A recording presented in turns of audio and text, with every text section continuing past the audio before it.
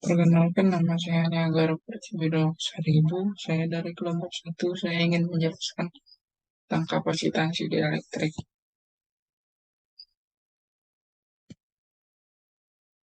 Yang pertama-tama abstrak. Kapasitansi dieelektrik bertujuan untuk memahami prinsip kerja dua plat sejajar dan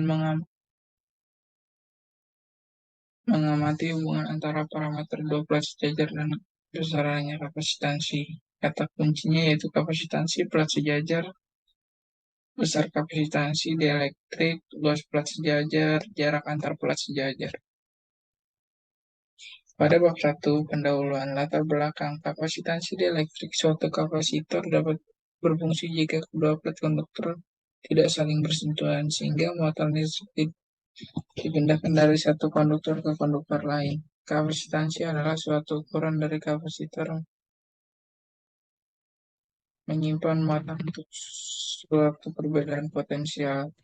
Untuk satuan SI dari kapasitansi adalah coulomb per volt yang sering disebut farad. Pada 1.2, tujuan yang pertama memahami prinsip kerja kapasitor dua plat sejajar, yang kedua mengamati hubungan antara parameter dua plat sejajar dan besarnya kapasitansi, yang ketiga mengamati perbedaan bahan dieelektrik terhadap besarannya. Pada 1.3, permasalahan bagaimana memahami prinsip kerja kapasitor dua plat sejajar, yang kedua bagaimana mengamati hubungan antara parameter dua plat sejajar dan besarannya kapasitansi. Yang ketiga, bagaimana mengamati pengaruh bahan dieelektrik terhadap besarannya. Pada bab 2, dasar teori. 2.1. Kapasitansi dieelektrik. Kapasitansi adalah suatu ukuran dari kapasitas penyimpan muatan untuk suatu perbedaan potensial.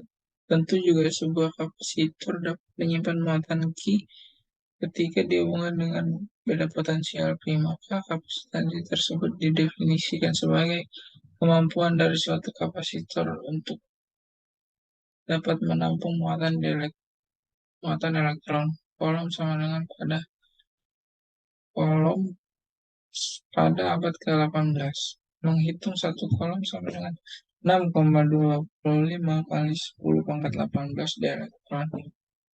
Kapasitor kepingan sejajar adalah kapasitor yang terjadi pada dua kepingan konduktor yang dipisahkan oleh sebuah lapisan isolator. Dalam praktek kali ini dapat berupa lapisan logam yang tipis, yang terpisah dan terisolasi satu sama lain dengan sebuah teslon dengan K sama dengan 21. Metodologi yang pertama 3.1 flowchart. Yang pertama yaitu start. Lalu buka simulasi PET, Colorado Simulation. Buatlah rangkaian pada PET Simulation. Atur nilai tegangan jarak antar plat dan penampang. Kemudian catat hasil dari percobaan itu pada tabel. Alat yang digunakan yaitu PET Simulation, yang kedua baterai, yang keempat dieelektrik. Pada 3.3, prosedur kerja. Buka file simulasi yang telah Anda ubah, unduh dari PET. Yang kedua, buatlah rangkaian. Yang ketiga, atur beberapa nilai variabel simulasi yang berikut. Yang A, nilai tegangan input rangkaian dengan cara menaikkan pin voltage pada baterai. Yang B, jarak antar plat. Yang C, luas penampang plat. Yang keempat, perhatikan nilai ketiga alat ukur, kapasitansi, muatan, dan energi yang tersimpan. Catat hasil pada tabel hasil simulasi. Yang kelima, hitunglah nilai kapasitansi, muatan, dan energi yang tersimpan. Catat hasilnya pada tabel hasil.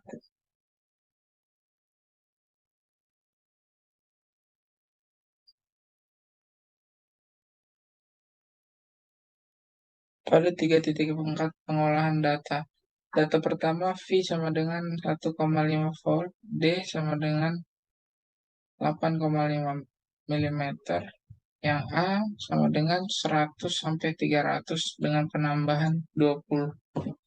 Data 2K sama dengan 5 mm, bahan dieelektrik yaitu gelas. Under plate-nya 8, nah, nggak bisa 8,5, itu yang mendekati, jadi 8,4.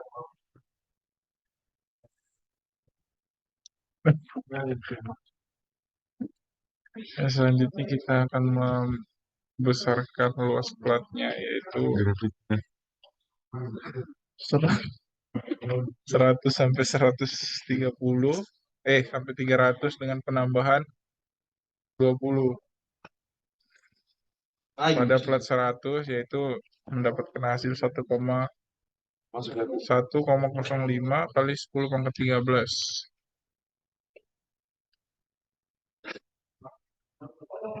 Gracias, Gastón. Selanjutnya pada 300 yang mendekati 300 yaitu 301,9 mendapatkan hasil 3,18 kali 10 pangkat 13. Selanjutnya dengan adanya di elektrik menggunakan material gelas. Salah lo boleh makan kunjung. K-nya sama dengan 5 dan jarak antar platnya tetap. Yang dirubah yaitu luas platnya. Pada kapasitansi Sedangkan itu 8, luas 100 mendapatkan hasil 3 Benar. kali 10 pangkat 13. Sedangkan di saat Itu soalnya 8. yang 300 mendapatkan hasil 11,56 kali 10 pangkat 13. Bisa memasukkan jomian Analisis data dan pembahasan bab 4 yaitu 4.1 analisis data. Saya menganalisis data mendapatkan tabel seperti berikut. Yang sebelah kiri yaitu data pertama, yang sebelah kanan yaitu data kedua. Pada regresi linear data 1 yaitu hanya A1 sama dengan min 31,494 kali 10 pangkat 13. Kemudian A0 sama dengan min 53,129 kali 10 pangkat min 13. Rumusnya ini sama dengan A1X dikali A0. C sama dengan epsilon per D. A1 sama dengan epsilon per D.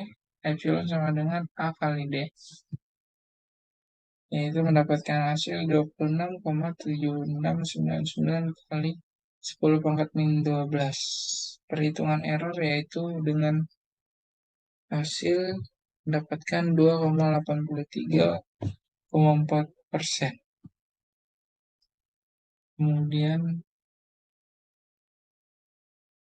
regresi linear data 2 yaitu A1 mendapatkan hasil 1,986 kali 10 pangkat min 13. Kemudian A0-nya yaitu min 434,33 kali 10 min 13. Terus kemudian mencari K yaitu mendapatkan hasil 56,6. Pada bab 5 kesimpulan dan saran. 5.1 kesimpulan. Yang pertama-tama bahwa prinsip karya kapasitor dua plat sejajar yang luasnya sama diberikan muatan berlawanan, jenis struktur kapasitor terdiri dari dua plat metal yang dipisah oleh beban elektrik dan satuan C. Yang kedua, kapasitor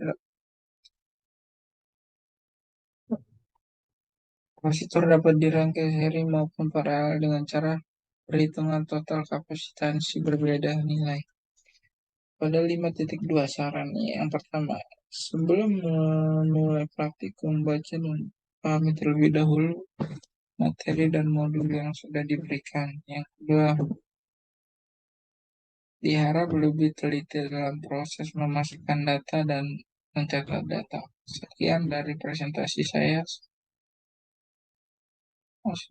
Wassalamualaikum warahmatullahi wabarakatuh. Shalom, selamat malam. Terima kasih.